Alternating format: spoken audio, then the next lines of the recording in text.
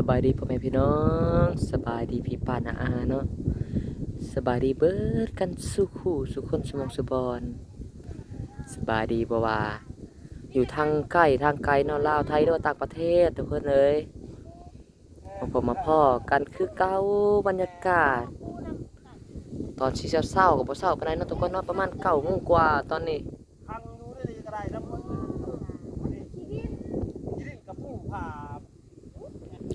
อยู่ไฮอยู่หน้าคือเก่าทุกคนเลยมื้อนี้ออกมาถอนก้าเพราะว่าเมื่อวานนี้เฮาก็ดำไปได้น้อยเดียวหนึ่งทุกคนเลยบอกก่อนกะดำซอยเพิ่นได้บ่หลายเมื่อวานนี้เนาะมื้อนี้ก็เลยสิมาถอนก้าทุกคนเลยแหละดันให้หน้าเนาะทุกคนเนาะทางด้านปอตาเพิ่นก็คาดไว้เป็นเทียบร้อยเพราะว่าดินเพิ่นนี่สิเป็นดินดากเนาะทุกคนเนาะดินนั่นเหนียวหั่นแหละขาดไว้มันก็บ่แข็งเพิ่นว่าบ่ขึ้นหน้าบ่ควันได้ทุกคนเด้ยหน้าบ่ควันนี่ขาดไว้นี่ถ้าดำบ่ทันนี่หัวโปมือนี่อันน่ะไปพุ่นแหละหัวโปมือนี่หมุนไปพุ่นแหละอันดำนำบ่ทันนี่กะ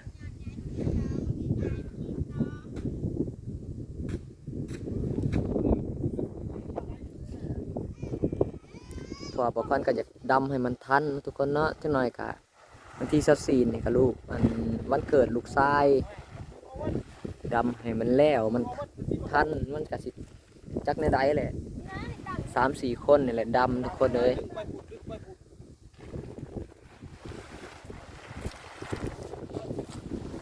ตอนนี้กำลังทำแบบว่าที่พักอยู่เนาะทุกคนเนาะแบบมันล่มมันยังมื้อนี้เอาลูกชายออกมานำมื้อนี้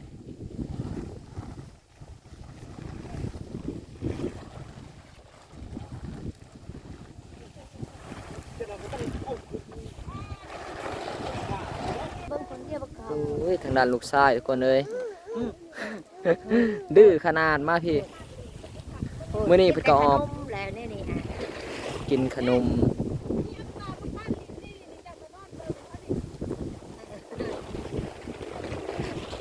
ไปเฮ็ดปลาไปได้ลูกฮะหนาวบ่เฮ้ย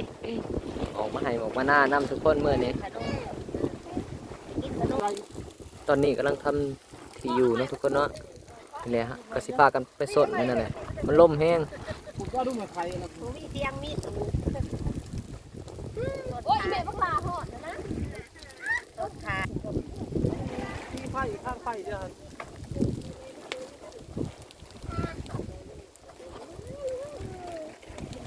ไปได้น้ำมวยสวัสดีพ่อแม่พี่น้องเฮ็ดบอลอยู่มันล่มแห้งมีเตียงสอก็มันนะนี่ถ้าว่าให้ตั้งเป็นพี่นี่พอครับเอาใหม่ครับก็นี่ครับไปให้หน้า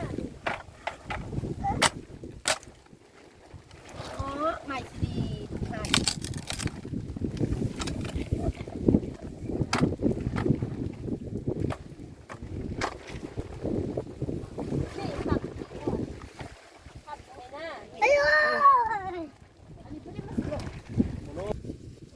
เราก็สิมาเฮ็ดอยู่เฮ็ดกินกันต่อเนาะทุกคนเนาะมาควันก็ใส่น้องมวยเพิ่นซ้อมมาหุ่งทุกคนมื้อนี้นี่แหละอาหารบ้านเฮาซ้อมมาหุ่งส่วนบ่ควันก็สิตำมาหุ่งเนาะทุกคนเนาะสิตำมาหุ่ง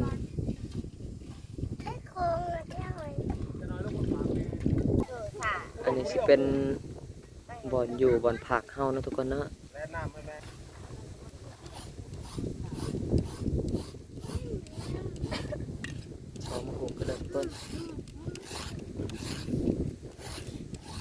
อันนี้ก็สิเป็นพวกเครื่องปรุงของเขาทุกคนเนาะ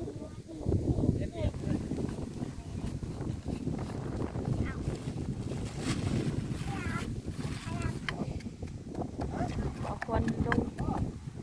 มือตรำสบายดีพ่อแม่พี่น้องสบายดีมาพบมาพ่อกันอีกแล้วบรรยากาศดีเนาะทุกคนเนาะดีโพดยังไงยังขออนุญาตเนาะมามีหุ่นไหวคนเลยเขาควบแบบหุ่นไหวขอกาดทุกคน ของกินกะมีแต่ตำบักหุ่งนี่เลยเนาะเพราะว่าน้องชายเพิ่นไปใส่หม้องกับไปยามกับบ่ได้ปลาจักโตว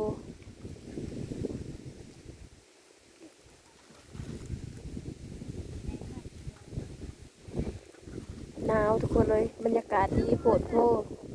จนหนาว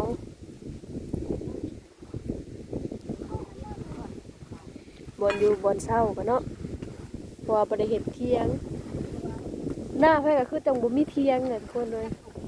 บ่มีไปเห็นเที่ยงเลยว่าข้าวหวานเนาะหวานนั่นแหละก็ หน้า เรียก ปั๊บหน้าตอนนั้น ช่วงหนาวเนาะถึงหน้าหนาว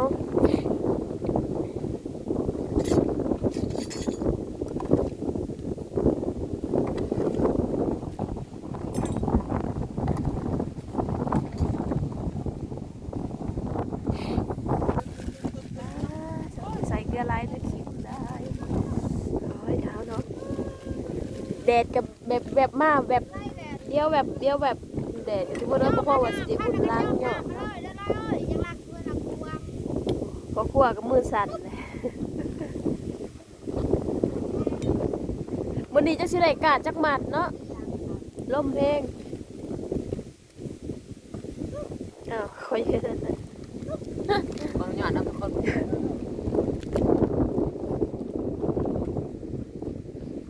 จะสิแสบกูแสบกูรู้เลย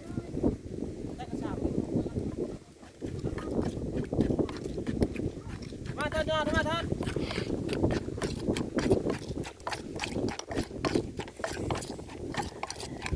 แบบได้ก็กินเพราะว่าหิวเขาวแล้วเอาซีมเบิ่งโอเคบ่โอเคก็อย่า ก่อนเลยเอาอะไรกันอย่า เอาเลยๆเลยยังน้อยเดียวหนึ่งเจ้าค่ะ ไปได้ไหม ตายแล้วหลักถ่ายบอกความแบบผูโต เป็นหวัดเป็นไอกันขอโทษขออภัยนำเด้อสู่สมองกินสัมมีสัมกินเนี่ยแหละพอลองข่าวลงถอดแล้วก็มาเห็ดเวียกเห็ดงานเนาะแต่บอกคนบ่ทันได้มาน้องมวยกินข้าวจีทุกคนเลยข้าวจีแล้วกันลงไปหาลูกกะ จะแสบกูแสบกูทุกคนเลยหนาวแห้งซีบทุกคน เป็นไงป้าซีมมันน่าจะมาคำก็ว่าแกมปรุงซีม กูแสบกูชากิน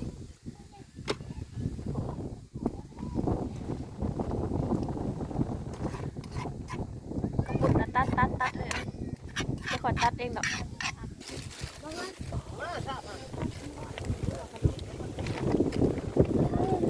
เดี๋ยวทุกคนตามกูแสบกูแสบกูชากินไปก่อน มาเริ่มกันเลยทุกคนบาทนี้จะแสบทำกันมากินกันเลยบาทนี้ เตรียมบวงกันเตรียมบวงกันเตรียมอะไรดี โคตรโพวันลม ใช้ที่เขาได้ไหมคนนี้ใช้เพิ่มเอามาหมดมา มึงชอกลอกไล่ได้มา ไปได้น้องหมวย เจอที่มีแสงหมดทุกอย่าง กินข้าวแล้วก็สิพากันลงทอนก้าทุกคนจักสิได้เท่าไรแหละมื้อนี้ ไก่ที่สุดอันนั้นกินข้าวกินมาดิข้าวกินมาดิ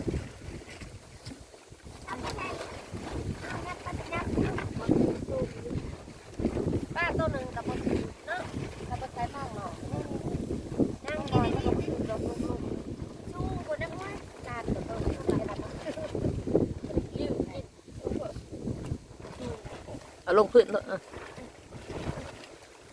เสือกในภาพที่จ้ะ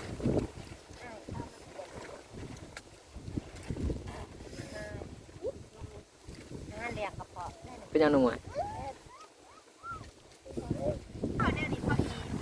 กินข้าวเป็นคนกินทุกคนเลยลมไหม้แล้ว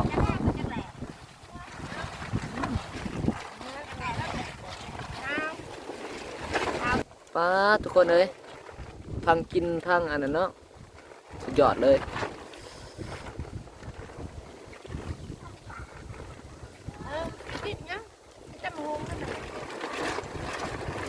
ลมกับพอลม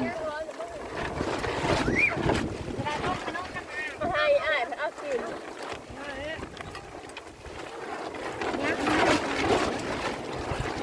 เลยอย่าละกระปุ่นนะมา เรียบร้อยเลย มาทุกคนมากินข้าวนำกัน กระปูกูจีนานกูจีปากเมื่อวานนี้ต้นนึงนี่นะมา ลมมาบัดได้ที่อยู่แถบพัง กินแบบได้กับ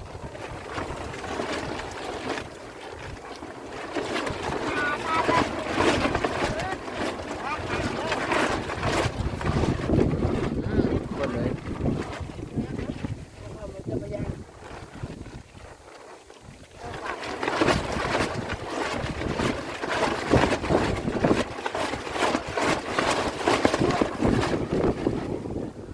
ใช่ที่หมายทานแล้ว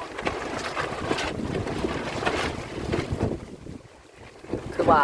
บ้านของน้องมวยนะทุกคนเนาะถ้าเป็นหน้าฝนนี่ทำหน้าแทบกันสิบ่ได้พุ่นแหละเพราะว่าน้ำนี่มันท่วมมันเป็นอันที่ต่ำอะไร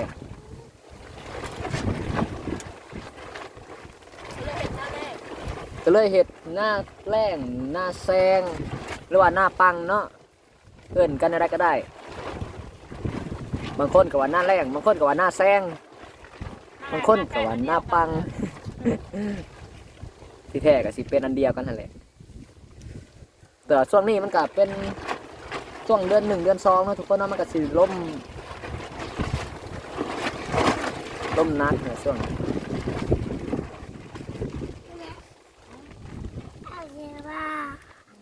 จำเลย โอ้ลูกไส้ก็กินข้าวคือกันบ่น่ะโอ้ขิมหน่อยกินข้าวนำกันทุกคนเลยวันที่24ทุกคนวันที่24นี่ก็สิเป็นวันเกิดของลูกไส้เฮามารอรุ่นรอส้มกันเนาะว่าสิมีหยังเซอร์ไพรส์ลูกไส้ว่าสิได้หยังแหน่เนาะก็จะได้การให้เพิ่นแบบว่า ตายเศร้ารถ เศร้าเจ็บเศร้าไข่อะไรเนาะเพราะว่าเป็นไข่ดูขนาดลูกไส้กะอะไรพ่อแม่พี่น้องเบิดสุขุสุคนเนาะบอกควันกับสิได้ลากคลิปไปเพียงเท่านี้กับสิพากินข้าวสิพาลงกันถอนก้ากันต่อทุกคนเดี๋ยวมันบ่แล้วเนาะพอเฮาก็อยากให้มันแล้วทันวันเกิดลูกไส้นี่พ่อกันโอกาสหน้าสบายดี